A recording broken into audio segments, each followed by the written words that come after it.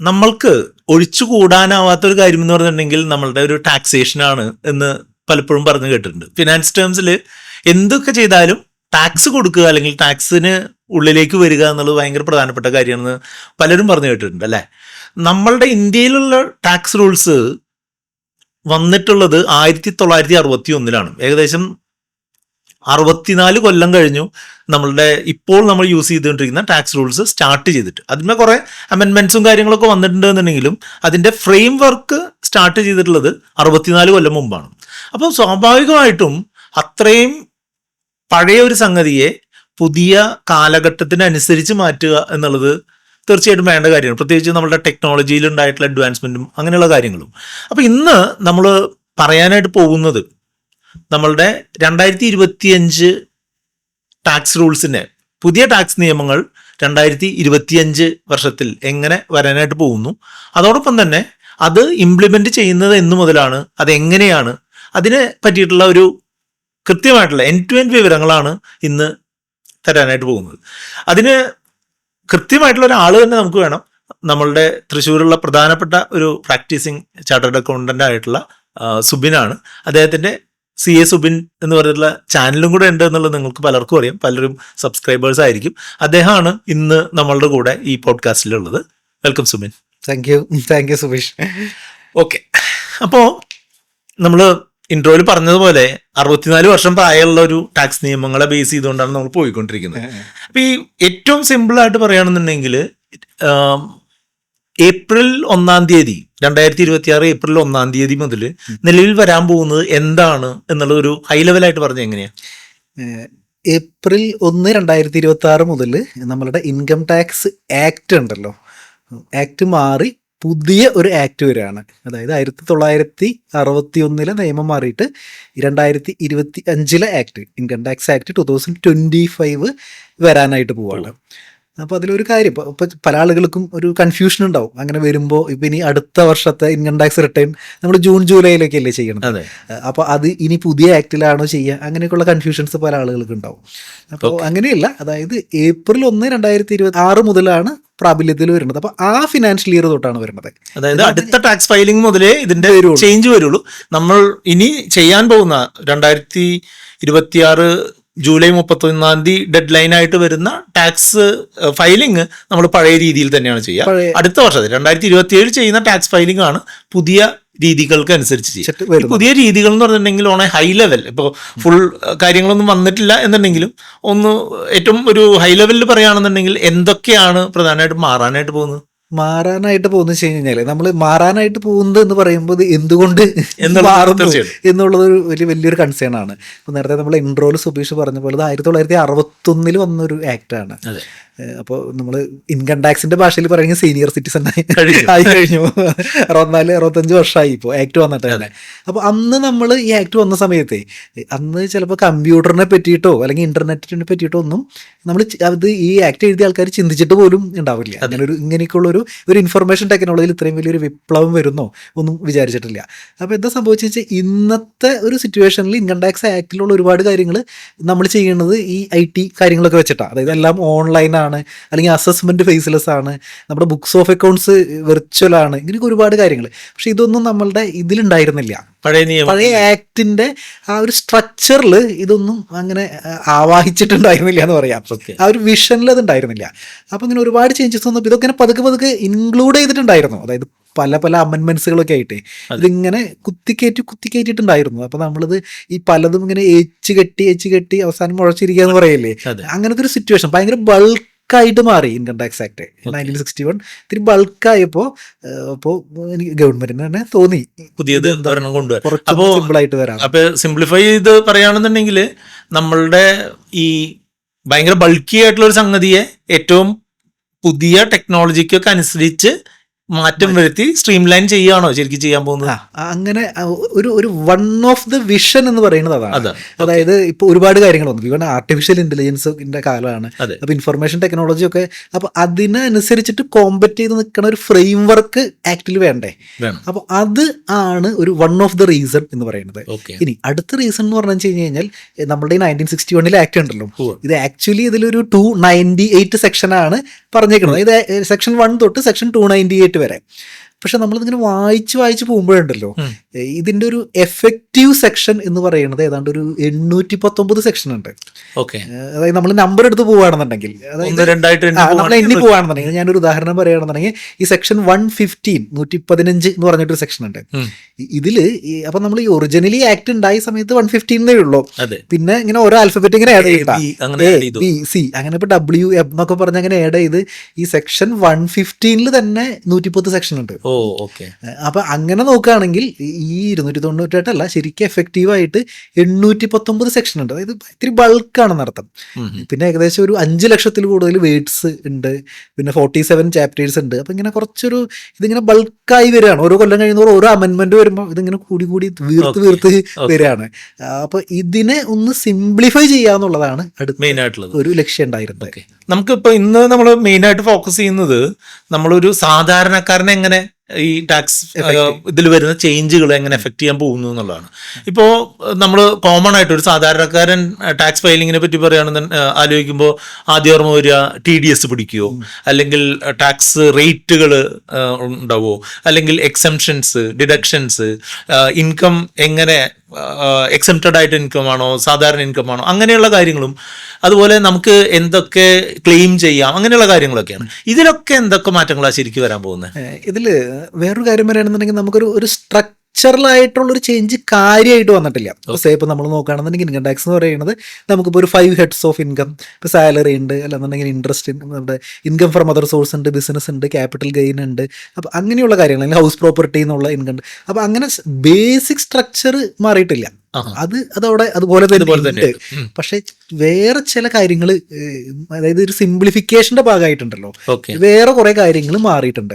നമ്മൾ നോക്കുകയാണെന്നുണ്ടെങ്കിൽ ഇപ്പൊ സെക്ഷൻ, ഇപ്പൊ നമ്മളിപ്പോ ഇതുവരെ പോയ കാര്യങ്ങളുണ്ടല്ലോ, ഇപ്പൊ നമ്മളിപ്പോ സാധാരണ നമ്മളിങ്ങനെ ഒരു ഫ്ലോയിൽ ഇങ്ങനെ പോവുക. ഇപ്പൊ chapter 6A deductions, section 80C അങ്ങനെയൊക്കെയാണല്ലോ നമ്മൾ പറഞ്ഞ് ശീലിച്ചിട്ടുള്ളത്. ഇപ്പൊ അല്ലെങ്കിൽ ഇപ്പോൾ 80D മറ്റേ മെഡിക്കൽ ഇൻഷുറൻസ് പ്രീമിയം, അല്ലെങ്കിൽ ഇപ്പൊ നമ്മൾ പറയും ഇപ്പൊ എംപ്ലോയറുടെ ഫോം 16, അല്ലെങ്കിൽ ഇപ്പൊ ബാങ്കിൽ നിന്നുള്ള 16A, ഇങ്ങനെയൊക്കെ നമ്മൾ എപ്പോഴും പറയുന്ന കാര്യങ്ങള് അതൊക്കെ ഇനി പതുക്കെ മാറാൻ പോവാണ്. അതിന്റെ പേരുകൾ മാറാം, ചിലപ്പോൾ അതിന്റെ രീതികൾ മാറും. രീതികൾ മാറാന്ന് പറഞ്ഞു കഴിഞ്ഞാൽ മേ ബി ചിലപ്പോൾ ഇപ്പോൾ അതിന്റെ രീതികളെ പറ്റിയിട്ട് പലപ്പോഴും പറയാം. നമ്മളുടെ ഇൻകം ടാക്സ് ഫോം ഇതുണ്ടല്ലോ, റൂൾസ് വരുമ്പോഴാണ്. അപ്പോൾ റൂൾസ് ഇതുവരെ റിലീസ് ചെയ്തിട്ടില്ല.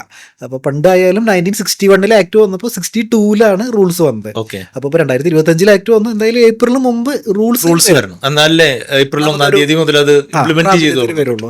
അപ്പോൾ നമുക്ക് ഡെപ്ത് ആയിട്ട് പോകുമ്പോഴേ, ഇപ്പൊ നമ്മളിപ്പോ ബാങ്കിൽ പോയിട്ട് പറയുന്നു 15G കൊടുത്തു, 15H കൊടുത്തു എന്നൊക്കെ പറയും.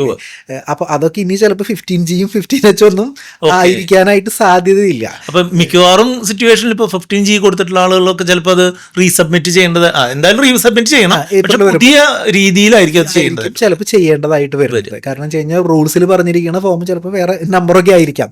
എംപ്ലോയർ കൊടുക്കേണ്ടത് ഫോം 16 ആയിരിക്കില്ലേ, വേറൊരു. ഇതൊക്കെ അപ്ലിക്കബിൾ ആവുന്നത് 26, 27 എന്നാൽ പോലും നമ്മൾ ഈ കേട്ട് പരിചയമുള്ള ഒരുപാട് കാര്യങ്ങളുണ്ടല്ലോ, അത് മാറാനായിട്ട് പോവാണ് എന്നുള്ളതാണ് ഒരു ഇമ്പോർട്ടന്റ് ആയിട്ടുള്ള ഒരു കാര്യം എന്ന് പറയുന്നത്. നമ്മള് പറഞ്ഞു കേട്ടിട്ടുള്ള പല ടേംസും, എംപ്ലോയർ തരുന്ന ഫോം 16 ചിലപ്പോ വേറൊരു രീതിയിലായിരിക്കാം. ഇനി നമ്മള് ക്ലോസ്ലി റെഫർ ചെയ്യുന്ന 26AS ഒക്കെ മറ്റൊരു രീതിയിൽ അല്ലെങ്കിൽ മറ്റൊരു പേരിലൊക്കെ ആയിരിക്കും വരാനായിട്ട് സാധ്യതയുണ്ട്.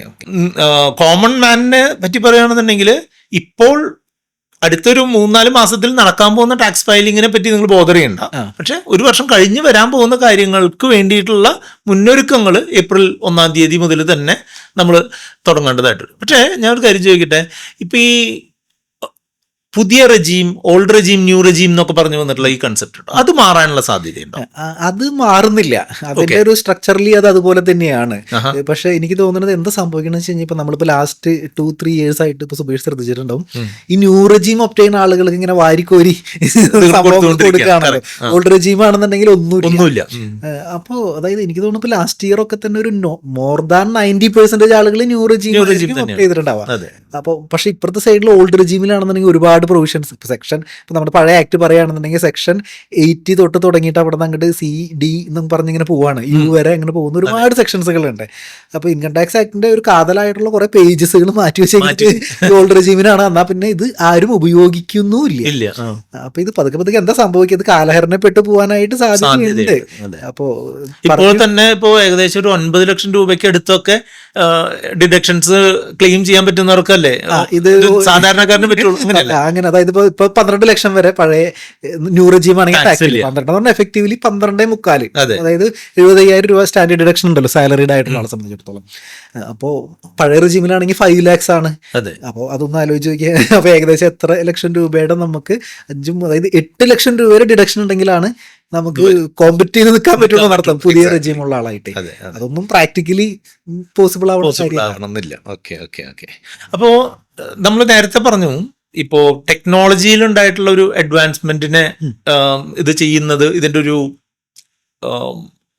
ഒബ്ജക്റ്റീവ് ആണെന്ന് നമ്മൾ പറഞ്ഞു. അപ്പോൾ ആ ഒരു ഡയറക്ഷനിൽ എന്തൊക്കെ മെയിൻ മാറ്റങ്ങളാണ് വരാൻ സാധ്യതയുള്ളത്? ടെക്നോളജിയുടെ കേസിൽ നമ്മൾ നേരത്തെ പറഞ്ഞ പോലെ 1961 ആക്ടിന്റെ സ്ട്രക്ചർ പഴയതായ കാരണം ഇതിൽ കുറെ അമെൻമെന്റുകൾ കൊണ്ടുവന്നിട്ടുണ്ടായിരുന്നു. ഇപ്പോൾ ഫോർ എക്സാമ്പിൾ ഇപ്പോൾ നമുക്കിപ്പോൾ ഇപ്പോഴും 1961 ആക്ടിലും ഫേസ്ലെസ് അസസ്മെന്റ് ഒക്കെ തന്നെയാണ് ഉള്ളത്. പക്ഷെ അതിനൊക്കെ ഒരു സെക്ഷനിൽ ഒരു ആൽഫബറ്റ് ഒക്കെ ആഡ് ചെയ്തിട്ടാണ് അത്ര ഇമ്പോർട്ടന്റ് ആയിട്ടുള്ള സെക്ഷനെ പറ്റിയിട്ട് തന്നെ പറയുന്നത്. സെക്ഷൻ 144B ഫേസ്ലെസ് അസസ്മെന്റ് എന്നൊക്കെ പറഞ്ഞ് പറയുന്നത്. പക്ഷെ ഇപ്പോൾ എന്ന് പറഞ്ഞു കഴിഞ്ഞാൽ ഇത് കംപ്ലീറ്റ്ലി പുതുതായിട്ട് ഇപ്പൊ നമ്മളിപ്പോ ഒരു പുതിയ സിറ്റി നമ്മൾ ബിൽഡ് ചെയ്യുമ്പോൾ നമുക്കറിയാലോ ഇതേതി കൂടെ റോഡ് കൊണ്ടുപോയ. അപ്പൊ അതുപോലെയാണ് ഇത് ബിൽഡ് ചെയ്തേക്കുന്നത്. ഭയങ്കര ഈസി ആയിട്ട് കുറെ കാര്യങ്ങൾ ചെയ്തിട്ടുണ്ട്. മാത്രമല്ല പഴയ ആക്ടിൽ ഇല്ലാത്ത കുറെ കാര്യങ്ങൾ പുതുതായിട്ട് ഇവരെ അഡോപ്റ്റ് ചെയ്തിട്ടുണ്ട്. ഇപ്പൊ നമ്മൾ പഴയ ഇപ്പോൾ ബുക്സ് ഓഫ് അക്കൗണ്ട്സിനെ പറ്റി പറയുകയാണെന്നായിരിക്കും. അങ്ങനെയാണെന്നുണ്ടെങ്കിൽ നമുക്കിപ്പോൾ വെർച്വൽ ആയിട്ടുള്ള അല്ലെങ്കിൽ ഡിജിറ്റൽ ആയിട്ടുള്ള അല്ലെങ്കിൽ സോഫ്റ്റ്വെയർ അങ്ങനെയൊക്കെ കീപ്പ് ചെയ്യാന്ന് പറയുന്നുണ്ട്. പക്ഷെ ഇപ്പൊ ഇതിലേക്ക് വന്നപ്പോൾ പറയുന്നു നമ്മളുടെ ക്ലൗഡ് കമ്പ്യൂട്ടിംഗ് ഉണ്ടല്ലോ. ഇപ്പൊ നിങ്ങളുടെ ബുക്സ് ഓഫ് അക്കൗണ്ട്സ് വേണമെങ്കിൽ ഒരു ക്ലൗഡിലാണെന്നുണ്ടെങ്കിൽ ഇറ്റ്സ് ഈക്വൽ ടു ഒരു ബുക്സ് ഓഫ് അക്കൗണ്ട്സ് തന്നെയാണ്. അപ്പൊ അങ്ങനെയുള്ള കാര്യങ്ങൾ. അത് മാത്രമല്ല ഒരു ഡിജിറ്റൽ കുറച്ചും കൂടി ചില അപകടകരമായിട്ടുള്ള കാര്യങ്ങളും കൂടി ഉണ്ട് ഇതിന്റെ ഉള്ളില്. എന്ന് പറഞ്ഞു കഴിഞ്ഞാൽ നമ്മള് ഇപ്പൊ നമ്മുടെ ഈ സെർച്ച് സീസർ ഒക്കെ ഉണ്ടല്ലോ ഇൻകം ടാക്സിന്റെ. അപ്പൊ 1961 ആക്ട് പ്രകാരം നമുക്ക് വേണമെന്നുണ്ടെങ്കിൽ സെർച്ച് സീസറിന്റെ ഭാഗമായിട്ട് നമ്മൾ സഹകരിക്കണില്ല, അല്ലാന്നുണ്ടെങ്കിൽ ഇപ്പൊ നമ്മൾ ഇപ്പോൾ കൊടുത്തു കഴിഞ്ഞിട്ട് നമുക്കൊരു റെസ്പോൺസ് ചെയ്യണില്ല എന്നുണ്ടെങ്കിൽ ഇവർക്ക് സെർച്ചിന്റെ ഭാഗമായിട്ട് ഒരാളുടെ വീട്ടിൽ വന്നിട്ട് വേണമെങ്കിൽ വാതിൽ ബ്രേക്ക് ചെയ്തിട്ട് കയറാനുള്ള റൈറ്റ് ഉണ്ട്. പക്ഷേ സിമിലർ ആയിട്ടുള്ള റൈറ്റ് ഡിജിറ്റൽ ഏരിയയിലും വരും എന്നാണ് വന്നു കഴിഞ്ഞു. അപ്പൊ അത് തന്നെ ഡിജിറ്റൽ സ്പേസ് എന്നാ ഡിഫൈൻ ചെയ്തേക്കണത്. അപ്പൊ ഡിജിറ്റൽ സ്പേസിലേക്ക് ഉള്ള ഒരു പോലെ വരാൻ സാധ്യത അങ്ങനെയൊക്കെയുള്ള ഒരു ഇതുകളുണ്ടല്ലോ ഇതില് 2025 അങ്ങനെയൊക്കെയുള്ള ചില കാര്യങ്ങളുണ്ട്. അപ്പൊ അതൊക്കെ എങ്ങനെയാണ് നമ്മൾ എത്തിച്ചേരാൻ നമുക്ക് പറയാനായിട്ട്. പ്രധാനമായിട്ടും പല സ്ഥലങ്ങളിലായിട്ട് കിടക്കുന്ന സംഗതിയെ ഒന്ന് സ്ട്രീം ലൈൻ ചെയ്തു. അതോടൊപ്പം തന്നെ നമുക്ക് കുറച്ചുകൂടെ അതിന് അഡീഷൻസ് വരാൻ പോകുന്നു എന്നുള്ളത്. ഇപ്പൊ AI റിലേറ്റഡ് ആയിട്ടുള്ള യൂസേജ് ഒക്കെ വന്നേക്കാം എന്നാണ് പറയുന്നത്. പിന്നെ ഈ ഫോംസിന്റെ കാര്യത്തിൽ എന്തെങ്കിലും മാറ്റം വരാൻ സാധ്യതയുണ്ടോ? ഫോംസിന്റെ കാര്യങ്ങൾ ഓൾമോസ്റ്റ് ഇപ്പൊ റൂള് വന്നു കഴിഞ്ഞ് കഴിഞ്ഞാൽ മിക്കവാറും ഇതിന്റെ നമ്പറുകൾ മാറാനായിട്ട് സാധ്യതയുണ്ട്. കാരണം വെച്ച് കഴിഞ്ഞാൽ അപ്പൊ ആ റൂളിൽ പറഞ്ഞിരിക്കുന്ന റെഫർ ചെയ്യണം ആ ഒരു സീക്വൻസിലായിരിക്കുമല്ലോ നമ്പറുകൾ വരിക. അപ്പൊ ചിലപ്പോൾ നമ്മൾ ഈ കണ്ടുപരിച്ചിട്ടുള്ള ഫോംസുകൾ മേ ബി ചിലപ്പോൾ ITR ഫോമുകൾ ഉണ്ടല്ലോ, ITR ഫയലിംഗ് ഫോമുകൾ ചിലപ്പോൾ സെയിം ആയിരിക്കും. ITR 1, 2, 3, 4 എന്നുള്ള ആ ഒരു പാറ്റേണിലൊക്കെ തന്നെ ആയിരിക്കാം. പക്ഷെ ബാക്കി ഫോമുകൾ ഉണ്ടല്ലോ, ഇപ്പൊ നമ്മളുടെ ഇപ്പൊ ഫോംസ് 15G അല്ലെങ്കിൽ 26AS എന്നൊക്കെ പറയുന്ന അങ്ങനത്തെ സംഭവങ്ങളൊക്കെ ചിലപ്പോൾ മാറാനായിട്ട് സാധ്യത. പിന്നെ ഇപ്പൊ TDS പിടിക്കുന്നതിനെ പറ്റിയിട്ട് പറയുകയാണെന്നുണ്ടെങ്കിൽ എന്തായിരിക്കും എന്തെങ്കിലും അതുമായിട്ട് ബന്ധപ്പെട്ട എന്തെങ്കിലും? TDSന്റെ കാര്യത്തിൽ വലിയ ഒരു ചേഞ്ച് വന്നിട്ടുണ്ട്. എന്താ സംഭവം എന്ന് പറഞ്ഞു കഴിഞ്ഞാൽ അത് നമ്മൾ ഈ സിംപ്ലിഫിക്കേഷന്റെ ഭാഗമായിട്ട് തന്നെ കേട്ടാ. കാരണം വെച്ച് കഴിഞ്ഞാൽ നമ്മളിപ്പോ പഴയ ആക്ട് എടുത്ത് നോക്കാം. നമ്മൾ സെക്ഷൻ 192 അല്ലെങ്കിൽ 190ക്ക് ശേഷം അങ്ങോട്ട് തുടങ്ങിയിട്ട് 195 വരെ എന്ന് പറഞ്ഞു കഴിഞ്ഞാൽ NRI വരെയാണ് TDSകൾ പോണത്. അപ്പൊ അതിൽ ഏറ്റവും ഇമ്പോർട്ടന്റ് ആയിട്ടുള്ള സെക്ഷൻ 194. അപ്പൊ ഈ 4ൽ നമ്മൾ നോക്കിക്കഴിഞ്ഞാൽ കാണാം ABC എന്ന് പറഞ്ഞ അങ്ങനെ J കഴിഞ്ഞും പിന്നെ ഇപ്പൊ T വരെ ഉണ്ട്. അപ്പൊ ഒരു സെക്ഷനിൽ തന്നെയാണ് കേട്ടോ ഈ ABCD എന്ന് പറഞ്ഞ് ഇങ്ങനെ പോയിക്കൊണ്ടിരിക്കുന്നത്. അപ്പൊ ഇത് നമുക്ക് വായിച്ചു നോക്കിയാലും കുറച്ച് ബുദ്ധിമുട്ടാണ്. അപ്പൊ നമുക്ക് ഇതിന്റെ ഉള്ളിൽ നിന്നുണ്ടല്ലോ നമുക്ക് വായിച്ചപ്പോ നമുക്കിപ്പോ ഒരു എത്രയാണ് ഇതിന്റെ ഒരു ത്രഷോൾഡ് ലിമിറ്റ് എന്ന് അറിയണം, എത്ര പെർസെന്റേജ് ആണ് പിടിക്കണം എന്ന് അറിയണം. അപ്പൊ അത് അറിയണം എന്നുണ്ടെന്നുണ്ടെങ്കിൽ നമ്മൾ ഈ ഒരു പാരഗ്രാഫ് ഉണ്ടല്ലോ ഇത് മുഴുവൻ നമ്മള് വായിച്ച് നോക്കിയാലാണ് ഓക്കെ ഇത് 50,000 ആണോ ലിമിറ്റ്, 1,00,000 ആണോ ലിമിറ്റ് എന്നൊക്കെ നമുക്ക് അറിയാൻ പറ്റും. പക്ഷെ ഇവിടെ പുതിയ ആക്ടില് സെക്ഷൻ 393 TDS വരുന്നത്. അപ്പൊ ജസ്റ്റ് ചെറിയൊരു പാരഗ്രാഫ് എനിക്ക് തോന്നുന്നു ആകെ ഒരു 4-5 സബ്സെക്ഷൻ ഉള്ള ഒരു പാരഗ്രാഫ് കുറച്ചൊരു ഒരു പേജിന്റെ പകുതി ഉള്ളൂ TDS. ഇൻകം ടാക്സ് ആക്ടില് TDSനെ പറ്റിയിട്ട് ഇത്രയും പറയുന്നുള്ളൂ. അതിനുശേഷം ഈ ഓരോ ഐറ്റംസ് ഉണ്ടല്ലോ, ഈ ഓരോ ഐറ്റംസ് ഒരു ടേബിൾ ആയിട്ട് വന്നേക്കാണ്. അപ്പോൾ കുറച്ച് ഈസിയാണ് നമുക്ക്. ഇപ്പൊ കമ്മീഷൻ ആണ്, അതിന്റെ കണ്ടീഷൻ എങ്ങനെയാണ്, പെർസെന്റേജ് എത്രയാണ്, സീലിംഗ് എത്രയാണ്. അപ്പൊ നമുക്കൊന്ന് റെഫർ ചെയ്യാനും നമുക്ക് ഐഡന്റിഫൈ ചെയ്യാനായിട്ടും വളരെ ഈസിയാണെന്ന് അർത്ഥം. ഇതിപ്പോ ഇനിയിപ്പോ സാധാരണ ഒരു ഫയൽ ചെയ്യുന്ന ഒരാളെയൊക്കെ സംബന്ധിച്ചിടത്തോളം എന്തൊക്കെ ഈ ഇതുമായിട്ട് ബന്ധപ്പെട്ട എന്തെങ്കിലുമൊക്കെ മാറ്റങ്ങൾ വരാൻ, ഇൻകം ടാക്സിന്റെ ഫോമുകളിൽ മാറ്റം വരാത്തോടത്തോളം മാറ്റം വരികയാണെന്നുണ്ടെങ്കിൽ അതിന്റെ കറസ്പോണ്ടിങ് ആയിട്ടുള്ള ചേഞ്ച് ഉണ്ടാവും. അല്ലാതെ വേറെ എന്തെങ്കിലും കാര്യങ്ങൾ നമ്മൾ ആന്റിസിപ്പേറ്റ് ചെയ്യുന്നുണ്ടോ? വേറെ, അതായത് നമ്മൾ നേരത്തെ പറഞ്ഞപ്പോ നമ്മൾ ഡിജിറ്റലൈസേഷൻ കൊണ്ടുവന്നു, അല്ലാന്നുണ്ടെങ്കിൽ സിംപ്ലിഫൈ ചെയ്തു എന്നൊക്കെ നമ്മളിങ്ങനെ പറയുമ്പോൾ തന്നെ നമ്മളൊരു റീഡിങ് ദ ബിറ്റ്വീൻ ലൈൻ, നമ്മൾ ഈ ആക്ട് എടുത്ത് ഇങ്ങനെ വായിച്ചു നോക്കുമ്പോഴുണ്ടല്ലോ നമ്മളിങ്ങനെ ചില ചേഞ്ചസ് സ്ട്രക്ചറിൽ വന്നിട്ടുണ്ട്, നമ്മളിങ്ങനെ ആന്റിസിപ്പേറ്റ് ചെയ്യാത്ത ചില കാര്യങ്ങളില്ലേ. അപ്പോൾ അത് കാരണം തന്നെ അപ്പൊ എനിക്ക് തോന്നുന്നു നമ്മൾ ഈ ഒരു പുതിയ 2025 ആക്ട് എക്സാക്ട്ലി 1961 ആക്ട് പേര് മാറ്റിയിട്ട് സിംപ്ലിഫൈ ചെയ്തതല്ല, ഒരു ചെറിയൊരു എന്താ ഒരു റീവാമ്പ് ചെയ്തിട്ടാണ് എന്ത് ചെയ്തേക്കുന്നത് വന്നേക്കുന്നത്, ചുമ്മാ ഓർഗനൈസ് ഒന്ന് റീഓർഡർ അല്ല ചെയ്തേക്കണത്. അപ്പൊ അതിന്റെ ഒരു ക്ലാസിക് എക്സാമ്പിൾ ഞാൻ പറഞ്ഞുതരാം. ഇപ്പൊ നമ്മളുടെ ഇപ്പൊ സാലറീഡ് ആയിട്ടുള്ള ആളുകളുടെ കേസില്ലേ, ഇപ്പൊ സാലറീഡ് ആയിട്ടുള്ള ആളുകളുടെ കേസിൽ പലപ്പോഴും ഈ ഗ്രാറ്റുവിറ്റി, PF ഒക്കെ നമുക്ക് ഇപ്പൊ മെച്യൂരിറ്റിയിൽ കിട്ടുന്ന ഇതുണ്ടല്ലോ. അപ്പൊ നമുക്ക് ഒരാൾ റിട്ടയർ ചെയ്യണം, അപ്പൊ റിട്ടയർ ചെയ്യുന്ന സമയത്ത് ഇതെല്ലാം എക്സംപ്റ്റഡ് ഇൻകം ആയിട്ടാണല്ലോ മുമ്പ് വന്നിട്ടുണ്ടായിരുന്നത്. ഈ സെക്ഷൻ 10 എന്ന് പറഞ്ഞാൽ ഞാനിപ്പോ ഒരു എക്സാമ്പിൾ പറയുകയാണെന്നുണ്ടെങ്കിൽ ഇപ്പൊ ഒരാള് പബ്ലിക് സെക്ടർ അണ്ടർടേക്കിങ്ങോ അല്ലെങ്കിൽ എവിടെയെങ്കിലും വർക്ക് ചെയ്യണ ഒരാളെ, അപ്പൊ അദ്ദേഹത്തിന് ഏപ്രിൽ മെയ് ഈ 2 മാസം സാലറി ഉള്ളൂ, ആള് റിട്ടയർ ചെയ്യാനായിട്ട് പോവാണ്. അപ്പൊ കുഴപ്പമില്ല, ഒരു 2 lakhs rupees സാലറി ഉണ്ടെന്ന് വിചാരിക്കും. അപ്പൊ ആളുടെ സാലറി വരുമാനം എന്ന് പറയുന്നത് 2+2 4 ലക്ഷം രൂപയാണ്. അപ്പൊ ആള് റിട്ടേൺ ഫയൽ ചെയ്യുമ്പോൾ പഴയ ഇത് പ്രകാരമാണെന്നുണ്ടെങ്കിൽ ഈ സാലറി മാത്രം എന്ത് ചെയ്താൽ മതി, കാണിച്ചാൽ മതി, ബാക്കിയുള്ളതൊക്കെ എക്സംപ്റ്റഡ് ഇൻകം ആണ്. അങ്ങനെയാണല്ലോ കാണിക്കുന്നത്. നമ്മളത് എക്സംപ്റ്റഡ് ഇൻകം ആണ് ഡിക്ലെയർ ചെയ്യാതെ മാൻഡേറ്ററി ഒന്നുമല്ല. പല ആളുകളും ഡിക്ലെയർ ചെയ്യാറുണ്ട്. അപ്പൊ നമ്മളിവിടെ എക്സംപ്റ്റഡ് ഇൻകത്തിലായിരിക്കും എന്ത് ചെയ്ത് കാണിക്കുക. അതായത് നമ്മൾ കാണിക്കുന്നു നമ്മുടെ മെയിൻ കമ്പ്യൂട്ടേഷനിൽ 4 lakhs ആണ് എൻ്റെ സാലറി, സ്റ്റാൻഡേർഡ് ഡിഡക്ഷൻ കഴിച്ച് ന്യൂ റിജീം ആണെങ്കിൽ 3,25,000 രൂപയാണ് സാലറി. പക്ഷേ ഇയാൾക്ക് ഇനി ഇത്രയും വലിയ കുറേ നാളുള്ള സർവീസ് ഉള്ളതാണല്ലോ. അപ്പോൾ ചിലപ്പോൾ 50 ലക്ഷം 60 ലക്ഷം ഒക്കെ ചിലപ്പോൾ ഗ്രാറ്റുവിറ്റി ഉണ്ടാവും, PF ഉണ്ടാവും. അപ്പോൾ എല്ലാം കൂടി കൂട്ടിയിട്ട് ഇൻക്ലൂഡിങ് സാലറി അടക്കം കൂട്ടിയിട്ട് 1 കോടി രൂപ ഉണ്ടെന്ന് വിചാരിക്കും ഈ റിട്ടയർമെന്റ് ബെനിഫിറ്റ്. അപ്പോൾ പുതിയ ആക്ടിൽ വരുമ്പോൾ അവിടെ പഴയ ആക്ടിൽ ഇത് എക്സംപ്റ്റഡ് ആയിരുന്നു സെക്ഷൻ 10. അതായത് ഇത് എക്സംപ്റ്റഡ് ഇൻകം കൊടുത്താൽ മതി. ഇവിടെ പക്ഷെ അത് എക്സംപ്റ്റഡ് ഇൻകം അല്ല, ഇവിടെ അത് നമ്മുടെ ഒരു ഡിഡക്ഷൻ ആണ്. എന്ന് പറഞ്ഞു കഴിഞ്ഞാൽ നമ്മൾ ഈ ചാപ്റ്റർ 6 റിഡക്ഷനിൽ ഉണ്ടായിരുന്നില്ല. അതായത് ഇപ്പൊ എന്റെ സാലറി ഇത്രയാണ്, ഇപ്പൊ 12 ലക്ഷമാണ്, ഇതിന്റെ ഉള്ളിൽ നമ്മൾ ഇൻഷുറൻസും അല്ലെങ്കിൽ കുറച്ച് വരില്ലോ. അപ്പൊ അതേപോലെ ഇത് കാണിക്കണം. അതായത് എംപ്ലോയർ ഇപ്പോ 1 കോടി രൂപ ഇത് ബെനിഫിറ്റ്സ് കൊടുത്തിട്ടുണ്ടെങ്കിൽ 1 കോടി തന്നെയായിരിക്കും റിപ്പോർട്ട് ചെയ്യുക. പക്ഷെ നമ്മളുടെ റെസ്പോൺസിബിലിറ്റി ആയിരിക്കും ഈ 1 കോടിയിൽ എക്സംപ്റ്റഡ് ആണെന്ന് ക്ലെയിം ചെയ്യുന്നത് നമ്മുടെ റെസ്പോൺസിബിലിറ്റിയാണ്. അതായത് നമ്മളതൊരു ഡിഡക്ഷൻ ആയിട്ട് ക്ലെയിം ചെയ്തില്ല എന്നുണ്ടെങ്കിൽ എന്താ സംഭവിക്കാന്ന് പറഞ്ഞാൽ നമ്മൾ ഈ കേസിൽ 4 ലക്ഷമാണ് നമ്മുടെ വരുമാനം പറഞ്ഞിട്ടേ നമ്മൾ ഫയൽ ചെയ്ത് കഴിഞ്ഞാൽ നമുക്ക് കാരണം എംപ്ലോയർ കാണിച്ചിരിക്കുന്നത് 1 crore ആണ്. അപ്പൊ അത് ശരിക്കും ഈ പഴയ ആക്ടിൽ അങ്ങനത്തെ ഒരു ഇഷ്യൂ ഉണ്ടായിരുന്നില്ല, കാരണം അത് എക്സംപ്റ്റഡ് ഇൻകം ആയ കാരണം. ഇപ്പൊ അത് എക്സംപ്റ്റഡ് അല്ല, ഇത് ഡിഡക്റ്റ്. അപ്പൊ ഇതേപോലെയുള്ള ചില കോംപ്ലിക്കേഷൻസ് ഉണ്ടല്ലോ, നമ്മൾ പഴയതിൽ നിന്ന് നേരെ കോപ്പി പേസ്റ്റ് ചെയ്ത് വെച്ചതല്ല, പല ചേഞ്ചസും നമ്മൾ വിചാരിക്കാത്തത് വന്നിട്ടുണ്ടെന്ന് അർത്ഥം. അവിടെ ശരിക്കും പറഞ്ഞ ഈ ഒരു മാറ്റം ആർക്ക് വേണ്ടിയിട്ടുള്ളതാണെന്ന് പറയുകയാണെന്നുണ്ടെങ്കിൽ എന്തായിരിക്കും ഉത്തരം? ആർക്ക് വേണ്ടിയിട്ടാണ്? അതായത് ഇപ്പോ ഇൻകം ടാക്സ് അതോറിറ്റീസിന് വേണ്ടിയിട്ടാണോ, അതോ പ്രാക്ടീഷണേഴ്സിന് വേണ്ടിയിട്ടാണോ, അതോ കോമൺ മാനിന് വേണ്ടിയിട്ടാണോ? എന്റെ അഭിപ്രായത്തിൽ എല്ലാവർക്കും വേണ്ടിയിട്ടുള്ളതാണ്.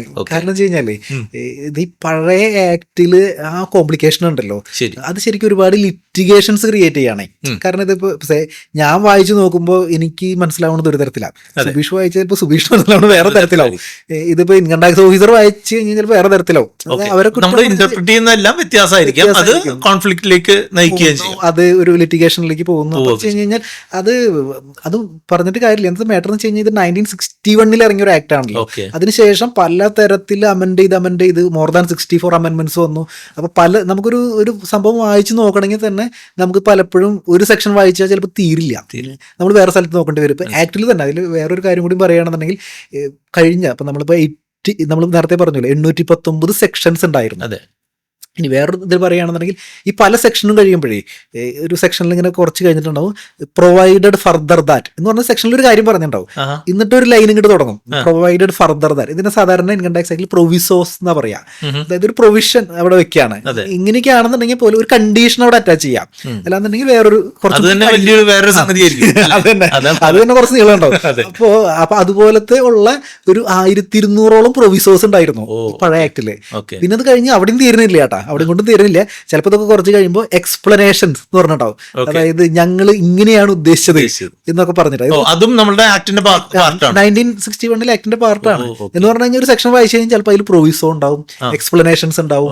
അപ്പൊ ഇങ്ങനെയൊക്കെ ഉള്ള ഒരു കോംപ്ലിക്കേഷൻ. അതായത് നമ്മളൊരു സംഭവം വായിച്ചാൽ ഇതാണെന്ന് നമുക്ക് തോന്നുമ്പോൾ വേറെ എക്സ്പ്ലനേഷൻ വായിക്കുമ്പോൾ അതല്ല, അത് വേറെ തരത്തിലാണ്. ഇങ്ങനെയൊക്കെയുള്ള കൺഫ്യൂഷനുകൾ ഉണ്ടായിരുന്നു. അപ്പോൾ പുതിയ ആക്ട് വന്നപ്പോൾ ഇത് കംപ്ലീറ്റ്ലി എന്ത് ചെയ്തു, എടുത്തു കളഞ്ഞു. അതായത് എക്സ്പ്ലനേഷനും പ്രൊവിസോസും ഒന്നും ഇല്ല, അതൊക്കെ ഡിലീറ്റ് ചെയ്ത് കളഞ്ഞു. അപ്പൊ അത് കാരണം തന്നെ കുറച്ചും കൂടി സിംപ്ലിഫൈ ചെയ്തു. അപ്പൊ ഞാൻ പറഞ്ഞു വന്നു വെച്ച് കഴിഞ്ഞാൽ അപ്പൊ എന്തിന് ഇത് മാറ്റിയെന്ന് ചോദിക്കുകയാണെങ്കിൽ എല്ലാവർക്കും വേണ്ടിയിട്ടാണ്, എല്ലാവരുടെയും ഒരു ബെനിഫിറ്റിന് വേണ്ടിയിട്ടാണ്. നേരത്തെ ലിറ്റിഗേഷന്റെ കാര്യം പറഞ്ഞല്ലോ. അപ്പോൾ ഓൾറെഡി പഴയ റൂളിനെ ബേസ് ചെയ്തുകൊണ്ടെങ്കിൽ പഴയ ആക്ടിനെ ബേസ് ചെയ്തുകൊണ്ട് കുറെ ലിറ്റിഗേഷൻസ് നടക്കുന്നുണ്ടാവാം, കുറെ എക്സ്പ്ലനേഷൻസ് കൊടുക്കേണ്ടതായിട്ടുണ്ടാവാം, കുറെ കമ്മ്യൂണിക്കേഷൻ നടക്കുന്നുണ്ടാവും. അതിനെല്ലാം എന്ത് സംഭവിക്കും? ഒന്നും സംഭവിക്കില്ല, അതുപോലെ തന്നെ കണ്ടിന്യൂ ചെയ്ത് പോകും. അതെന്താ സംഭവം എന്ന് വെച്ച് കഴിഞ്ഞാലേ, ഇപ്പൊ റീസെന്റ് ആയിട്ടൊരു സംഭവം ഉണ്ടായി വെച്ച് കഴിഞ്ഞാൽ ഒരു ക്ലയന്റ് ഇപ്പൊ യൂട്യൂബായിട്ട് കണക്ട് ചെയ്തിട്ട് ഒരു കക്ഷി വിളിച്ചിട്ടുണ്ടായിരുന്നു.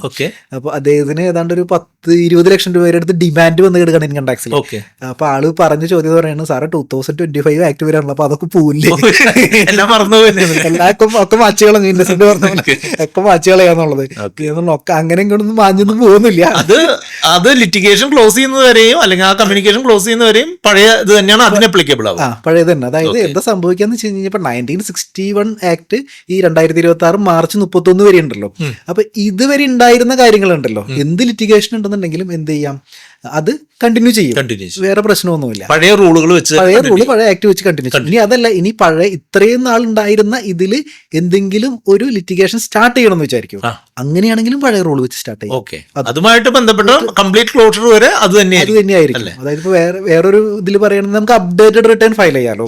അതായത് ഇപ്പൊ നമ്മളിപ്പോ ലാസ്റ്റ് 2 അല്ലെങ്കിൽ 3 ഇയേഴ്സ് മുമ്പത്തെ റിട്ടേണുകൾ 4-5 വർഷത്തെ വരെ അപ്ഡേറ്റ് ചെയ്യാം. അപ്പൊ അങ്ങനെ നോക്കുകയാണെന്നുണ്ടെങ്കിൽ നമുക്ക് ഇപ്പൊ 2026 മാർച്ച്, അതായത് 25-26 അപ്ഡേറ്റഡ് റിട്ടേൺ ഉണ്ടല്ലോ, നമുക്ക് വേണമെങ്കിൽ 2031 വരെ ഫയൽ ചെയ്യാം. എന്ന് പറഞ്ഞാൽ നിയമം പുതിയ നിയമമാണ് 2031 എന്ന് പറഞ്ഞാൽ ഇൻകം ടാക്സ് ആക്ട് 2025 പക്ഷെ നമ്മൾ ഏത് വർഷത്തെ ഫയൽ ചെയ്യുന്നത് 2025-26. അപ്പൊ വീണ്ടും പഴയ ആക്ട് തന്നെയായിരിക്കും എന്ത് ചെയ്യാ. പിന്നെ മറ്റൊരു കാര്യം എന്താണെന്ന് വെച്ചാൽ ഇപ്പോ ഇൻകം ടാക്സ് തന്നെ കുറച്ച് റിട്ടേണുകളോ അല്ലെങ്കിൽ കുറച്ച് പ്രൊഫൈലുകളോ ഒരു അഡീഷണൽ സ്ക്രൂട്ടിനിക്ക് വേണ്ടി വിധേയമാക്കും എന്ന് പറഞ്ഞില്ല. അത് കുറച്ച് കാലത്തേക്ക് ഇപ്പൊ ഒരു 3-4 വർഷത്തേക്കൊക്കെ കണ്ടിന്യൂ ചെയ്തേക്കാം. അതുകൊണ്ട് തന്നെ നമ്മളുടെ ഡോക്യുമെന്റ്സ് ഒക്കെ കീപ്പ് ചെയ്യണം എന്നുള്ള മിക്കവാറും പ്രാക്ടീഷണേഴ്സ് പറയാറുണ്ട്. അപ്പോൾ അങ്ങനെയുള്ള ഒരു സംഗതിയും ഈ പഴയതിൽ തന്നെ നടക്കാൻ സാധ്യത. പഴയതിൽ തന്നെ, അതായത് നമുക്ക് അതിൽ നമ്മൾ ഈ ട്രാൻസിഷൻ വന്നപ്പോഴേ നമുക്കിപ്പോൾ ലാസ്റ്റ് സെക്ഷനിൽ 536 പറയണമെന്ന് വെച്ച് കഴിഞ്ഞാൽ ഇപ്പോൾ ഇൻകം ടാക്സ് ആക്ട് റിപ്പീൽ ചെയ്യുന്നു എന്ന് പറയുന്നുണ്ട്. അതായത് 1961 ആക്ട് ഇനി ഇല്ല എന്ന് പറഞ്ഞിട്ട് തുടങ്ങുന്നു. അപ്പൊ നമ്മൾ ആ വരി വായിക്കുമ്പോൾ നമുക്ക് പലർക്കും ചിലപ്പോൾ സന്തോഷമാവും, ഇതില്ലല്ലോ എന്ന്. പക്ഷെ അവിടെ നിന്ന് അങ്ങോട്ട് ഒരുപാട് സെക്ഷനുകളിൽ പറയണമെന്ന് വെച്ച് കഴിഞ്ഞാൽ ഇത് വീണ്ടും ഉണ്ട് എന്നാണ് പറഞ്ഞുകൊണ്ടിരിക്കുന്നത്. അതായത് പിന്നെ പറയണമെന്ന് വെച്ച് കഴിഞ്ഞാൽ പഴയ നോട്ടിഫിക്കേഷൻസ്, സർക്കുലാർസ് അല്ലെങ്കിൽ അങ്ങനെയുള്ള എക്സ്പ്ലനേഷൻസ് ഇതൊക്കെ not inconsistence with the new act ആണെന്ന് വിചാരിക്കും. പുതിയ ആക്ട് ആയിട്ട് പ്രത്യേകിച്ച് ഇൻകൺസിസ്റ്റൻസി ഇല്ല എന്നുണ്ടെന്നുണ്ടെങ്കിൽ പഴയത് തന്നെ അപ്ലിക്കബിൾ ആണ്. നിങ്ങൾ വേറെ, അതായത് ഞങ്ങളായിട്ട് ഇനി പുതുതൊന്നും ഇറക്കുന്നില്ല. പഴയ സർക്കുലാർ ഉണ്ടെങ്കിൽ അത് പുതിയതിനും അപ്ലിക്കബിൾ ആണ് എന്നാണ് പറയുന്നത്. അപ്പോ പഴയത് കണ്ടിന്യൂ ചെയ്യുമെന്ന് പറഞ്ഞല്ലോ. ഇപ്പൊ നമ്മള് ടാക്സ് ഫയൽ ചെയ്യുന്ന കാര്യത്തിൽ അല്ലെങ്കിൽ നമ്മൾ ഡേറ്റ കൊടുക്കുന്ന കാര്യത്തിൽ കുറേ കാര്യങ്ങൾ നമ്മൾ കൊടുത്തിട്ടുണ്ടാവും ഓൾറെഡി. സേ ഫോർ എക്സാമ്പിൾ നമ്മൾ ഒരു ഹോം ലോണുമായിട്ട് ബന്ധപ്പെട്ട കാര്യങ്ങൾ, അല്ലെങ്കിൽ ഒരു വീട് വിറ്റിട്ട് അതിന് കിട്ടുന്ന ക്യാപിറ്റൽ ഗെയിൻ എക്സംഷന് വേണ്ടി, അങ്ങനെയുള്ള കാര്യങ്ങളൊക്കെ എനിക്ക് പുതിയ വർഷവും കണ്ടിന്യൂ ചെയ്ത് കിട്ടുമോ? അങ്ങനെ പറ്റും. അതായത് ഇപ്പൊ നമ്മൾ 2 ആംഗിളിൽ നോക്കുകയാണെന്നുണ്ടെങ്കിൽ, ഒന്നിപ്പോ നേരത്തെ നമ്മൾ പറഞ്ഞത് ഡിപ്പാർട്ട്മെന്റിന്റെ ഭാഗത്തു നിന്നുള്ള പ്രൊസീഡിങ്സ് അത് അതുപോലെ തന്നെ കണ്ടിന്യൂ ചെയ്യും പഴയതാണെങ്കിൽ. ഇനിയിപ്പോ നമ്മളിപ്പോ അസസിയുടെ ഭാഗത്ത് നിന്ന് നോക്കുകയാണെന്നുണ്ടെങ്കിൽ, ഇപ്പൊ നമ്മളുടെ ഭാഗത്ത് നോക്കുകയാണെന്നുണ്ടെങ്കിൽ ഇപ്പൊ നമ്മളിപ്പോ ഒരു വീട് വിറ്റു, എന്നിട്ട് പഴയ ആക്ട് അതായത് ഇപ്പൊ 24-ലോ 25-ലോ നമ്മളൊരു എക്സംഷൻ എടുത്തു. നമുക്കിപ്പോ ക്യാപിറ്റൽ ഗെയിൻ എക്സംഷൻ എടുക്കാം, ഇപ്പൊ 3 വർഷത്തിനുള്ളിൽ വീട് പണിയാം എന്നൊക്കെ പറഞ്ഞിട്ട് എക്സംഷൻ എടുത്തു. അപ്പൊ അതും എന്ത് ചെയ്യും, അതും കണ്ടിന്യൂ ചെയ്യും. അതായത് കണ്ടിന്യൂ ചെയ്യും. ചെയ്യും. അല്ലെങ്കിൽ ഇപ്പൊ നമ്മളിപ്പോ ഈ നമുക്കിപ്പോ ഓൾഡ് റെജീം എടുക്കാനായിട്ട് ഇപ്പൊ ഡിഫോൾട്ട് റെജീം എന്ന് പറഞ്ഞാൽ ന്യൂ റെജീം ആണല്ലോ. അപ്പൊ ഈ ഓൾഡ് റെജീം എടുക്കണമെങ്കിൽ 10IA എന്ന് പറഞ്ഞിട്ടുള്ള ഒരു ഫോം ഫയൽ ചെയ്യണം. അപ്പൊ നമ്മൾ പഴയ ഇതിൽ പ്രകാരം ഫയൽ ചെയ്തിട്ടുണ്ടെന്നായിരിക്കും. അപ്പൊ ഇനി പുതിയ ആക്ട് വന്നപ്പോൾ ഇനി വീണ്ടും ഫയൽ ചെയ്യണമെന്നൊന്നുമില്ല, അത് എക്സിസ്റ്റ് ചെയ്യുന്നുണ്ട്. ഇനി ഒരു ബേസിക് ആയിട്ടുള്ളൊരു ചോദ്യമാണ്, നമ്മളിപ്പോ ഈ മാറ്റം നമ്മളിപ്പോ ഉള്ള ഒരു സാധാരണ ഒരാളെ പേടിപ്പിക്കുന്ന ഒരു കാര്യമാണോ അതോ അവർക്ക് എളുപ്പം ഉണ്ടാക്കുന്ന ഒരു കാര്യമാണെന്നാണോ സുബിന്റെ അഭിപ്രായം? അങ്ങനെ പേടിപ്പിക്കുന്ന കാര്യം എന്നുള്ളൊരു ആംഗിളിലല്ല. അതായത് എനിക്ക് പലപ്പോഴും തോന്നിയിട്ടുള്ള ഒരു കാര്യം എന്ന് പറയുന്നത്, നമുക്ക് എന്തെങ്കിലും ഒരു ചേഞ്ച് വരുമ്പോഴേ അതിനെ നമ്മൾ പെട്ടെന്ന് അഡോപ്റ്റ് ചെയ്യുന്ന ആളുകളുണ്ടല്ലോ, അവര് വളരെ ഈസി ആയിട്ട് ലൈഫ് കൊണ്ടുപോകാനായിട്ട് സാധ്യതയുണ്ട്. അത് എന്ത് ചേഞ്ച് ആയാലും, ഇപ്പൊ ഇൻകം ടാക്സ് മാത്രമല്ല കേട്ടോ. ഇപ്പൊ നമ്മളിപ്പോ നേരത്തെ പറയുകയാണെന്നുണ്ടെങ്കിൽ ഇപ്പൊ നമ്മൾ AI ഇപ്പൊ ആർട്ടിഫിഷ്യൽ ഇന്റലിജൻസ് വന്നു, അതിന് പെട്ടെന്ന് അഡോപ്റ്റ് ചെയ്യുന്ന ആളുകൾക്ക് എന്ത് ചെയ്യാൻ പറ്റും, കുറച്ച് സ്പീഡിൽ കാര്യങ്ങൾ ചെയ്ത് തീർക്കാനായിട്ട് പറ്റും. അത് അവർക്ക് ബെനിഫിറ്റും കിട്ടും, ഒരു ഏർലി മൂവർ അഡ്വാൻറ്റേജ് അവർക്ക് കിട്ടും. നമ്മളിപ്പോ ടാക്സ് പ്രാക്ടീഷണേഴ്സ് അങ്ങനെയൊക്കെയുള്ള ആളുകളെ സംബന്ധിച്ചിടത്തോളം ഇപ്പൊ GST വന്നപ്പോൾ ഇത് നേരത്തെ പഠിച്ച ആളുകളുണ്ടല്ലോ, അവര് എന്ത് ചെയ്തു, അവർക്ക് ഭയങ്കര മൈലേജ് കിട്ടി. ഇത് ജൂലൈ 1-ാം തീയതി പഠിക്കാം, അല്ലെങ്കിൽ ഇത് വന്നു കഴിഞ്ഞിട്ട് പഠിക്കാം പറഞ്ഞ ആൾക്കാരൊക്കെ പതുക്കെ ഫീൽഡ് ഔട്ട് ആയി പോയി. അപ്പൊ അതേപോലെ തന്നെ എനിക്ക് ഇൻകം ടാക്സിനെ പറ്റിയിട്ടും പറയാനുള്ളത്, അതായത് ഇൻകം ടാക്സ് ആക്ട് ഇപ്പൊ April 1, 2026 വരുന്നത്. പക്ഷെ നമ്മൾ പേടിക്കാതെ, അല്ലെന്നുണ്ടെങ്കിൽ വലിയൊരു ഇതായിട്ട് കാണാതെ നമ്മളിത് നേരത്തെ പഠിച്ചു തുടങ്ങുകയാണെങ്കിൽ, നമ്മൾ കുറച്ച് നേരത്തെ തന്നെ ഇത് മനസ്സിലാക്കി തുടങ്ങുകയാണെന്നുണ്ടെങ്കിൽ ആ ഒരു മൈലേജ് ഉണ്ടല്ലോ, ആ ഒരു അഡ്വാൻറ്റേജ് ആ ഒരു ശ്രമം നടത്തുന്ന ആളുകൾക്ക് തീർച്ചയായിട്ടും ഉണ്ടായിരിക്കും, ഗുണം ചെയ്യും. പക്ഷെ ഇത് ഇപ്പോ ഈ പറഞ്ഞിട്ടുള്ള ഒരു ഇൻട്രഡക്ഷൻ ബേസ് പറയുകയാണെങ്കിൽ കൃത്യമായിട്ടുള്ള ഒരു സോഴ്സിൽ നിന്ന് കൃത്യമായിട്ടുള്ള രീതിയിൽ ഒരു സപ്പോർട്ട് കിട്ടിയാലാണ് ഇത് എഫക്റ്റീവ്ലി ഉപയോഗിക്കാനായിട്ട് പറ്റുള്ളൂ, അല്ലെങ്കിൽ അത് കണ്ടിന്യൂ ചെയ്ത് കൊണ്ടുപോകാൻ പറ്റും. അതിന് സുബിന്റെ ഭാഗത്ത് നിന്ന് അല്ലെങ്കിൽ നിങ്ങളുടെ ഇതിൽ നിന്ന് എന്തെങ്കിലും സപ്പോർട്ടുകൾ ഉണ്ടോ? നമ്മൾ ഇതായിട്ട് ബന്ധപ്പെട്ടിട്ട് ഞാൻ കുറേ നാളായിട്ട് ഇൻകം ടാക്സിലാണ് ഞാൻ പ്രാക്ടീസ് ചെയ്യുന്നതും. അതുപോലെ തന്നെ ഇപ്പോൾ നമ്മൾ ഇപ്പോൾ MyCA എന്നുള്ള എൻ്റെ ചാനലിലായാലും നമ്മൾ ഏറ്റവും കൂടുതൽ ഇപ്പോൾ മലയാളത്തിൽ ഏറ്റവും കൂടുതൽ ഇൻകം ടാക്സ് ആയിട്ട് റിലേറ്റഡ് ആയിട്ട്, പ്രത്യേകിച്ച് പ്രാക്ടീസിങ് അല്ലെങ്കിൽ പ്രാക്ടിക്കലായിട്ടുള്ള കാര്യങ്ങൾ ഡിസ്കസ് ചെയ്യുന്നത് ഞാനാണ് യൂട്യൂബായിട്ട് റിലേറ്റഡ് ആയിട്ട് ഡിസ്കസ് ചെയ്യുന്നത്. അപ്പോൾ അത് കാരണം ഇൻകം ടാക്സ് എൻ്റെ ഒരു ഫേവറേറ്റ് ഏരിയ ആയ കാരണം ഈ ഒരു ചേഞ്ച് വരുമ്പോൾ ഞാനൊരു ഇൻകം ടാക്സിൻ്റെ ഒരു ലൈവ് ക്ലാസ്സസ് നമ്മൾ സ്റ്റാർട്ട് ചെയ്യുന്നുണ്ട്. ഇൻകം ടാക്സ് ആക്ട് 2025 പഠിക്കാനായിട്ട്. ഇപ്പൊ നമ്മളിപ്പോ ഈ ജനുവരി ലാസ്റ്റ് തൊട്ടിട്ടാണ് സ്റ്റാർട്ട് ചെയ്യുന്നത്. ഇപ്പൊ ഒരു ഏകദേശം ഒരു ആക്ട് വരുന്നത് ഏപ്രിലൊക്കെ ആണല്ലോ വരുന്നത്. അപ്പൊ ഒരു ഏപ്രിൽ വരെ ഏകദേശം ഒരു 4-5 മാസം കൊണ്ട് 3-4 മാസം കൊണ്ട് നമ്മൾ തീർക്കാം എന്നുള്ളൊരു ഇതിൽ ഒരു സെക്ഷൻ ബൈ സെക്ഷൻ ആയിട്ട് ഫ്രം സ്റ്റാർട്ടിങ് തൊട്ട് അവസാനം വരെ നമ്മളൊരു പ്രാക്ടീഷണർ ലെവലിൽ മാത്രമല്ല, ഇപ്പൊ ഒരു ആക്ട് പഠിക്കാനായിട്ട് ഇൻട്രസ്റ്റ് ഉള്ള ആർക്കും, ഏരിയയിൽ എന്തൂസിയാസം ഉള്ള ആളുകൾക്ക്, അതുപോലെ തന്നെ പ്രാക്ടീഷണേഴ്സിനും എല്ലാവർക്കും, അതായത് ഇൻട്രസ്റ്റ് ഉള്ള ആളുകൾക്ക് വേണ്ടിയിട്ട് നമ്മൾ അങ്ങനെ ഒരു വെഞ്ചർ നമ്മൾ സ്റ്റാർട്ട് ചെയ്യുന്നുണ്ട്. ഇൻകം ടാക്സ് ആക്ടിന്റെ ലൈവ് ക്ലാസ്സസ് നമ്മൾ 2025 ആക്ട് നമ്മൾ ക്ലാസ് സ്റ്റാർട്ട് ചെയ്യുന്നുണ്ട്. ജനുവരി ലാസ്റ്റ് കൂട്ടിയിട്ടാണ് സ്റ്റാർട്ട് ചെയ്യുന്നത്. അപ്പോൾ അതിൽ വേറെ 1-2 കാര്യങ്ങൾ AI ആയിട്ട് ബന്ധപ്പെട്ടിട്ട് എനിക്ക് അത്യാവശ്യം കുറച്ച് ഇൻട്രസ്റ്റ് ഉള്ള കാരണം ഞാൻ AIയുടെ കുറച്ച് കോഴ്സുകൾ ചെയ്തിട്ടുണ്ട്. AIയുടെ ഒരു ബേസിക് കോഴ്സ് അല്ലെങ്കിൽ ഒരു അഡ്വാൻസ്ഡ് കോഴ്സ്, അങ്ങനെയൊക്കെയുള്ള കുറച്ച് കോഴ്സുകൾ നമ്മൾ ഓൾറെഡി ഞാനത് പ്ലേസ് ചെയ്തിട്ടുണ്ടായിരുന്നു. അതായത് നമ്മുടെ അക്കൗണ്ടിങ്ങുമായിട്ട് അല്ലെങ്കിൽ ഇതുമായിട്ട് നമ്മുടെ ഏരിയയുമായിട്ട് ബന്ധപ്പെട്ട്, അതായത് ഇപ്പൊ അതിന് ബേസിക് കോഴ്സ് എന്ന് പറയുന്നത് ഓൾമോസ്റ്റ് ഒരു ജനറൽ ആണ്, എല്ലാവർക്കും ഒരു യൂസ്ഫുൾ ആയിട്ടുള്ള കാര്യം. AI നമ്മുടെ ഒരു ഡെയിലി ലൈഫിൽ എങ്ങനെ യൂസ് ചെയ്യാം ഇങ്ങനത്തെ കാര്യങ്ങളാണ് ബേസിക് കോഴ്സിൽ വരുന്നത്. ഒരു അഡ്വാൻസ്ഡ് ലെവൽ കോഴ്സിൽ വരുന്നതും അതിലും അക്കൗണ്ടൻസിന് അത് ഒരുപാട് എക്സാമ്പിളുകളൊക്കെ നമ്മളിപ്പോൾ ഞാൻ പ്രാക്ടീസിങ് CA കാരണം ഞാനായിട്ട് ബന്ധപ്പെട്ടുള്ള എക്സാമ്പിളുകളാണ് പറഞ്ഞിട്ടുണ്ടാവുക. ഇതിപ്പോൾ നമുക്കിപ്പോൾ ഒരു ഇൻകം ടാക്സ് നോട്ടീസ് വരികയാണെന്നുണ്ടെങ്കിൽ എത്ര, നമ്മൾ സാധാരണ കേസിലൊക്കെ ചിലപ്പോൾ ഒരു അപ്പീലും കാര്യങ്ങളൊക്കെ ഫയൽ ചെയ്യണമെന്നുണ്ടെങ്കിൽ 1-2 ആഴ്ചക്ക് എടുക്കുന്നത് നമുക്കൊരു അരമണിക്കൂറിനുള്ളിൽ എങ്ങനെ തീർക്കാം. അപ്പൊ അങ്ങനെയൊക്കെയാണ് അഡ്വാൻസ്ഡ് ലെവലിൽ കോഴ്സിൽ പറയുന്നത്. അപ്പൊ അങ്ങനെയുള്ള ഒരു കോഴ്സും കൂടി ഉണ്ട് നമ്മുടെ. അപ്പൊ ഈ ഇൻകം ടാക്സ് ആക്ടിന്റെ കോഴ്സിന് ജോയിൻ ചെയ്യുന്ന എല്ലാവർക്കും ആ കോഴ്സ് നമ്മൾ അബ്സല്യൂട്ട്ലി ഫ്രീ ആയിട്ട് നമ്മൾ ഒരു പ്ലാൻഡ് ആയിട്ട് ഒരു പ്രീ ഡിഫൈൻഡ് ആയിട്ടുള്ള കോഴ്സാണ്, അല്ലെങ്കിൽ ഓൾറെഡി നമ്മൾ ചെയ്തിട്ടുണ്ട്, അത് ഓൾറെഡി ഉണ്ട്, നമ്മൾ പ്ലേസ് ചെയ്തിട്ടുള്ളതാണ് ഓൾറെഡി. അപ്പോൾ ആ കോഴ്സസ് നമ്മൾ കൊടുക്കുന്നുണ്ട്. അപ്പോൾ ഈ ഇൻകം ടാക്സ് എൻതൂസിയാസിന് പുതിയ റൂള് പഠിക്കാനും മനസ്സിലാക്കാനും അതുമായിട്ട് അഡോപ്റ്റ് ചെയ്യാനുമായിട്ടുള്ള ഒരു മികച്ച മാർഗ്ഗമാണ് സുബിൻ പറഞ്ഞത്. ഇപ്പോൾ അദ്ദേഹത്തിന്റെ ഈ കോഴ്സ് നിങ്ങൾക്ക് താല്പര്യമുള്ളവർക്ക് ഈ ഡിസ്ക്രിപ്ഷനിലുള്ള ലിങ്ക് ഉപയോഗിച്ച് അതിലേക്ക് ജോയിൻ ചെയ്യാം. അതോടൊപ്പം തന്നെ അദ്ദേഹം പറഞ്ഞെന്താണെന്ന് വെച്ചാൽ പുതിയ കാലത്തിന്റെ സാങ്കേതിക വിദ്യയായിട്ടുള്ള AI അതുമായിട്ട് ബന്ധപ്പെട്ട് അദ്ദേഹത്തിന്റെ ഓൾറെഡി കുറേ പേര് യൂസ് ചെയ്തിട്ടുള്ള കോഴ്സ് ഉണ്ട്. അത് ഈ കോഴ്സിൽ ജോയിൻ ചെയ്യുന്നവർക്ക് അബ്സല്യൂട്ട്ലി ഫ്രീ ആയിട്ട് ലഭിക്കുകയും ചെയ്യും. എന്തെങ്കിലും ഒരു ക്ലോസിംഗ് കമന്റ്സും കൂടെ പറഞ്ഞു നമുക്ക് അതിന്റെ ഒരു പ്രൈസിങ്ങിനെ പറ്റിയിട്ട് പറഞ്ഞില്ല, ജസ്റ്റ് ഒന്ന് സൂചിപ്പിക്കാം. നമ്മളൊരു 6,000 റുപ്പീസ് ആണ് ഞാൻ അതിന്റെ ഒരു പ്രൈസിങ് മെമ്പർഷിപ്പ് ഫീ ഇട്ടേക്കുന്നത്. അതൊരു ലൈഫ് ടൈം ആക്സസ് ഉള്ള കോഴ്സാണ്. പക്ഷേ ഇപ്പോൾ നമ്മൾ ലൈവായിട്ടായിരിക്കും ക്ലാസ് സൂം മീറ്റിംഗിൽ നടത്തുന്നത്. എന്നാൽ പോലും നമുക്കിപ്പോൾ എല്ലാവർക്കും ലൈവായിട്ടൊക്കെ ചിലപ്പോൾ എത്താൻ പറ്റുന്നൊന്നും വരില്ലല്ലോ. അപ്പോൾ അത് കാരണം തന്നെ അതിലൊരു റെക്കോർഡ്സ് ലൈഫ് ടൈം ആക്സസോട് കൂടിയിട്ട് നമ്മൾ റെക്കോർഡ്സും അവൈലബിൾ ആണ്. ജോയിൻ ചെയ്താൽ നമുക്ക് ലൈഫ് ടൈം യൂസിനും അല്ലെങ്കിൽ റെഫറൻസിനും ആയിട്ട് ഉപയോഗിക്കാൻ പറ്റുന്ന രീതിയിൽ 6,000 ആണ് നമ്മളത് അതിന് മെമ്പർഷിപ്പ് ഫീ ആയിട്ട് പ്ലാൻ ചെയ്യണം. നമ്മൾ പക്ഷേ ആദ്യത്തെ കുറച്ച് നേരത്തെ പറഞ്ഞ പോലെ നേരത്തെ പഠിക്കാൻ ആഗ്രഹമുള്ള ആളുകളുണ്ടല്ലോ. അപ്പോൾ അങ്ങനെയുള്ള കുറച്ച് ആളുകൾക്ക് വേണ്ടി മാത്രം നമ്മളിപ്പോൾ ഒരു 100 മെമ്പേഴ്സിനാണ് വെക്കുന്നത്. അപ്പോൾ അവർക്കൊരു 2,999 എന്നുള്ളൊരു പ്രൈസ് ഉണ്ടല്ലോ, ഓഫിൽ നമുക്കിപ്പോൾ നമ്മൾ കൊടുക്കുന്നുണ്ട്. അപ്പോൾ നേരത്തെ പഠിക്കാൻ ആഗ്രഹമുണ്ട്, ഏർലി അഡോപ്റ്റർ ആവാൻ ആഗ്രഹമുള്ളവർക്ക് തീർച്ചയായിട്ടും ഈ ഓഫർ ഇത് ചെയ്യാം. അപ്പോൾ 50% ഓഫോട് കൂട്ടിയിട്ട് ഈ കോഴ്സ് നിങ്ങൾക്ക് ജോയിൻ ചെയ്യാനായിട്ട് നമ്മളുടെ ഡിസ്ക്രിപ്ഷനിലെ ലിങ്ക് യൂസ് ചെയ്യാം. അപ്പോൾ 2025 പുതിയ ഇൻകം ടാക്സ് ആക്ടിനെ പറ്റിയിട്ടുള്ള ഒരു ബേസിക് അണ്ടർസ്റ്റാൻഡിങ് കിട്ടിയെന്ന് കരുതുന്നു. ഇതുമായിട്ട് കൂടുതൽ എന്തെങ്കിലും അറിയാണ്ടെന്നുണ്ടെങ്കിൽ മൈ CA ചാനലിൻ്റെ ലിങ്ക് ഞാൻ കൊടുക്കുന്നുണ്ട്. അദ്ദേഹത്തിൻ്റെ വീഡിയോസ് കണ്ടു കഴിഞ്ഞാൽ കൂടുതൽ കാര്യങ്ങൾ മനസ്സിലാവും. അതുപോലെ അദ്ദേഹത്തിൻ്റെ ടീമിനെ കോൺടാക്ട് ചെയ്യാനുള്ള ഇൻഫർമേഷനും നിങ്ങൾക്ക് ഡിസ്ക്രിപ്ഷനിൽ അവൈലബിൾ ആണ്. കൂടുതൽ എന്തെങ്കിലും ഉണ്ടെന്നുണ്ടെങ്കിൽ കമൻറ്റ് ചെയ്യും, നിങ്ങൾക്ക് റെസ്പോൺസ് തരുന്നതായിരിക്കും. Thank you Subin. Okay thank you Subeesh.